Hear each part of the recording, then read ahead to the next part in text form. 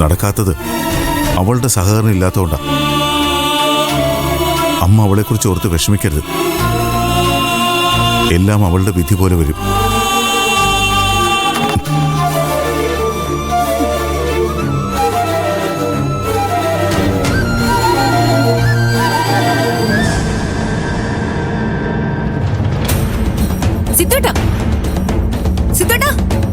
എവിടെ നിങ്ങളുടെ ആങ്ങളാ?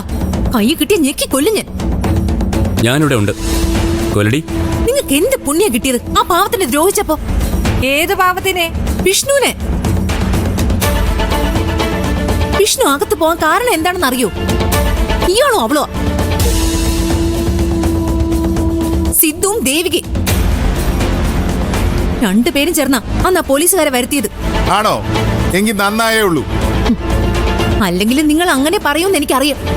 ഒരു പാവത്തിന്റെ കഞ്ഞൂടി മുട്ടിച്ചപ്പോ സമാധാനായില്ലേ എല്ലാവർക്കും? പാവോ അവനോ?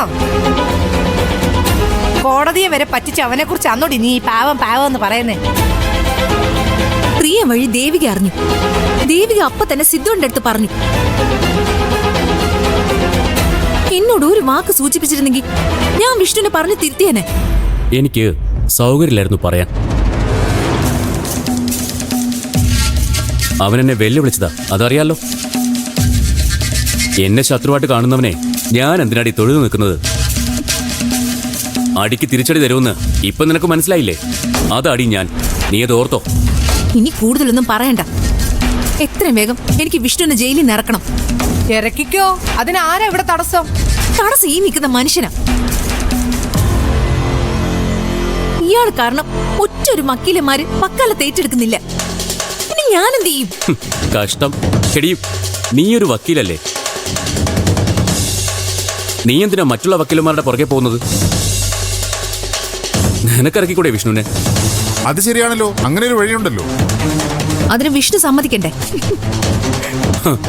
അവനറിയാം ഇവളെ കൊണ്ട് അതിന് സാധിക്കില്ല എന്ന്. അതുകൊണ്ട് അവൻ സമ്മതിക്കാത്തത്. എടി, നിയമവ്യവസ്ഥയെ വഞ്ചിക്കാൻ ശ്രമിച്ചതുകൊണ്ടാണ് വക്കീലന്മാരാരും അവന്റെ കേസ് എടുക്കാത്തത്. അവൻ അകത്ത് കിടക്കട്ടെ. അവനെ പോലെ ഒരുത്തൻ ഒരിക്കലും പുറത്തിറങ്ങാൻ പാടില്ല. നിങ്ങൾ എന്തോന്ന് നോക്കിക്കോ. ആയിക്കോട്ടെ, വാ പോയി ചാവടി.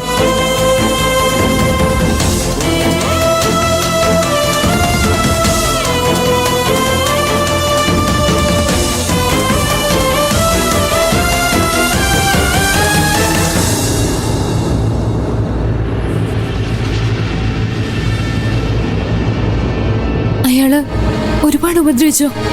കൊല്ലം കത്തി വരെ എടുത്തു. ഒരു കണക്കിനാ രക്ഷപ്പെട്ടത്.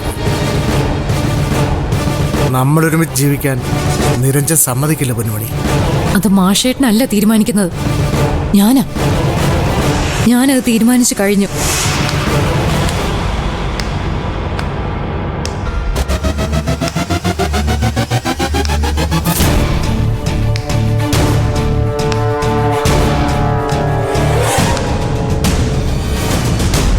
ഇങ്ങനെ വേണം പെൺകുട്ടികളായ. ശരവണൻ ആശുപത്രിയിലായതിന്റെ ആഘോഷം നടക്കുക നിരഞ്ജന്റെ വീട്ടിൽ. നീ സൂക്ഷിച്ചോ ശരവണ, ഇങ്ങനെ പോയാ നിരഞ്ജൻ നിന്നെ കൊല്ലും. അതെനിക്കറിയാം തങ്കച്ചി. എന്ന് വെച്ച് പൊന്നുമണിയെ മറക്കാൻ ഞാൻ തയ്യാറല്ല. മരിച്ചാലും ശരി, പൊന്നുമണിയല്ലാതെ വേറൊരു പെണ്ണെൻ്റെ ജീവിതത്തിലില്ല. ഇതൊരുറച്ച തീരുമാനമാണ്. ഇവളുടെ നിലപാടെന്തെന്ന് ഇവള് നേരത്തെ പറഞ്ഞു കഴിഞ്ഞു. ഞാൻ നിങ്ങളുടെ കൂടെയുണ്ട്. എന്ത് സഹായവും എന്നിൽ നിന്ന് നിങ്ങൾക്ക് പ്രതീക്ഷിക്കാം. നിങ്ങളെ ഒരുത്തനും തൊടില്ല. നിരഞ്ജനല്ല, ആര് വിചാരിച്ചാലും നിങ്ങളെ ഒന്നും ചെയ്യാൻ പറ്റില്ല. ചെയ്യാതെ ഞാൻ നോക്കിക്കൊള്ളാം. അത് മതി തങ്കച്ചി. തങ്കച്ചി കൂടുണ്ടെങ്കിൽ അവരൊന്ന് പേടിക്കും. കേട്ടോ മോളെ, നിരഞ്ജനെ കൊണ്ട് എല്ലാം ചെയ്യിക്കുന്നത് അക്ഷരയാ. എന്ത് സംഭവിച്ചാലും രണ്ടിന്റെ മുമ്പിൽ നീ തോറ്റു കൊടുക്കരുത്. ഞാൻ തോറ്റു കൊടുക്കുന്നില്ല. അക്ഷരയെ പണ്ടേ എനിക്ക്